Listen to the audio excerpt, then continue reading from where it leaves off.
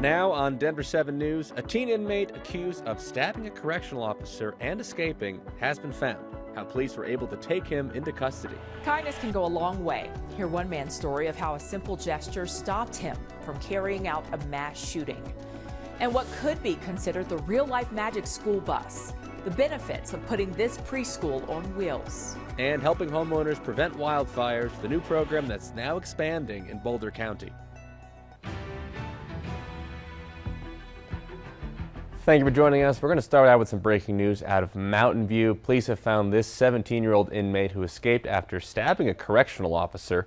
The Jefferson County Sheriff's Office say Juan Osegueda was hiding in a garage of a Mountain View home this afternoon, and then they took him into custody. Denver 7's Patrick Perez joins us live from Mountain View. Patrick, thankfully, I believe that officer is doing okay now. Yeah, Jenny, just a little while ago, the Colorado Department of Human Services told me he was actually released from the hospital. So definitely some good news there. I want to show you where this teen was located. This is off of 43rd and EN. It was right behind this home here that officers found him inside of a garage. They've been walking back and forth through that wooden door right there, although they have since left the scene. I want to show you now this video again that you just saw that a neighbor had shared with us of this arrest. You can see law enforcement removing him from the garage of this home. We're told that the homeowner was not home at the time. Now, the search for 17-year-old Juan Osegueda began about 8:45 this morning after the Jeffco Sheriff's Office says he stabbed a correctional officer with a knife inside this dental office in Lakeside. This is just a few minutes from where I'm standing right now. He took off from the back of the building with those shackles still on his feet. And they had to use air and ground support, including K9 units, which helped obviously locate him at the end. It was all thanks to a Mountain View police officer's intuition, really. He had a good hunch that the suspect didn't make it past 43rd Street. And he told me, he said, "Chief, I think he's in the alley here." And I said, "We'll just wait until the dog gets down there." And, you know, they had grid searches to do. And once the dog got there, he was right on the money on that. The suspect was, in fact, hiding right where he thought he was. So kudos to that officer from Mountain View Police for helping locate the suspect and having that hunch that he was on this property all day long. That team, by the way, ended up without putting up a fight when they arrested him, and he was transported to the Lakeside Police Department, which, by the way, is right next door to this dental office. And now, coming up at 5, I'm going to explain to you guys why he was all the way here in Lakeside when he is technically supposed to be at a detention center in Greeley. For now, that is the latest here in Mountain View, though. I'm Patrick Perez, Denver 7. Thank you, Patrick. And as you could tell behind him, it is real cloudy out there right now. We're taking a live look outside in downtown Denver. It's looking a little stormy, a little dark over that skyline, but why? Take it from me. Let's ask the experts. Chief Meteorologist Mike Nelson, how slippery is everyone's commute going to be tonight?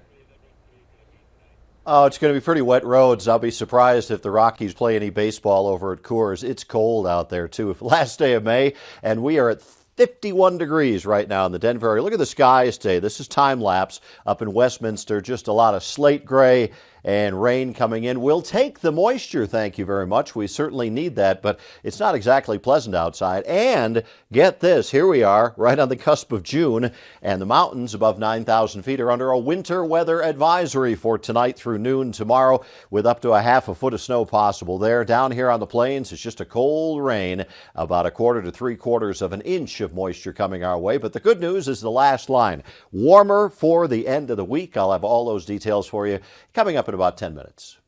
Thank you very much, Mike. And everyone, in the wake of the Marshall Fire, a wildfire prevention program is expanding in Boulder County. Wildfire Partners serves about 3,000 people in western Boulder County, and now that program is growing to the eastern part as well. Essentially, the organization assesses a property and gives a homeowner a customized checklist of ways that they can reduce fire danger in and around their house. Experienced the Marshall Fire. Grasslands burn just like forests do. So residents in grassland systems need to take action to prepare. The county recently passed ignition-resistant construction requirements for new homes and additions. Wildfire Partners says this program is a way to work with homes already built. And you can apply for the program on the website wildfirepartners.org. The deadline for applications is June 30th, and then assessments will happen in the eastern part of Boulder County, July and October. between July and October.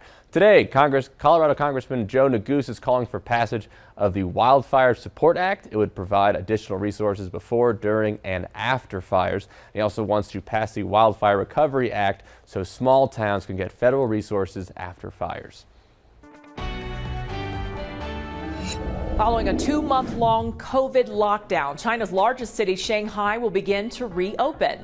Starting tomorrow, full transit service and rail connections with the rest of China will be restored. Schools will also partially reopen, along with grocery and retail stores, allowing the city's economy to recover. Well, people who take Paxlovid and rebound from COVID-19 can still pass it on to others, even after recovery and without symptoms. The CDC is advising people who test positive again after finishing the antiviral pills to restart their isolation period for another 5 days. Well, it may seem late in the game, but Novavax is now asking for FDA authorization of its COVID vaccine. Now, it's different than others because it does not use mRNA technology, but is protein-based, similar to the flu shot. Next week, an FDA advisory committee will examine Novavax's application for use in adults 18 and older. Well, skin cancer is the most common type of cancer in the U.S. About 1 in 5 Americans will develop some form by the age of 70. And as we enter prime outdoor season, it's important to remember protection from the sun, which is the leading cause of skin cancer. Most of the harmful radiation that causes skin cancers that we see in people later in life actually happens before the age of 20. A person's risk for melanoma doubled if they had more than 5 sunburns. And just one blistering sunburn in childhood more than doubles a person's chances of developing melanoma later in life. While sunscreen and sun protective clothing are great, dermatologists say long-term exposure to other UV lights is also increasing. In recent years, we are increasingly looking at the role of pollution in causing skin cancer and premature aging. So it's really changing our perspective on protection, and that we really need a whole new level and approach to not just sun protection, but protection from various forms of radiation and pollution to really protect ourselves from skin cancer and aging prematurely. Government research found for every 1% decrease in ozone, a 2% increase in skin cancer is predicted. That's why dermatologists are increasing concerns about pollution depleting the ozone. I mean, I've had, patients and families tell me stories of just noticing a changing mole on their skin, and within months it was an aggressive tumor that had spread to other areas of their body. Now, dermatologists say it's important to have annual skin checks and to practice good preventative methods like applying moisturizer with sunscreen daily and lathering up each time you go out. Now, the Environmental Working Group recently published its updated list of best sunscreens for protection in terms of safety ingredients. You can find it at ewg.org/sunscreen. Well, it's no surprise that bridges that were built back in the 1800s can't support a lot of modern vehicles, and that can include fire trucks and ambulances. We hear from those working to keep those bridges standing as towns wait on much needed funding. Plus, President Biden says his administration is committed to tackling inflation. Up next, what went down at his meeting today with the Federal Reserve Chairman.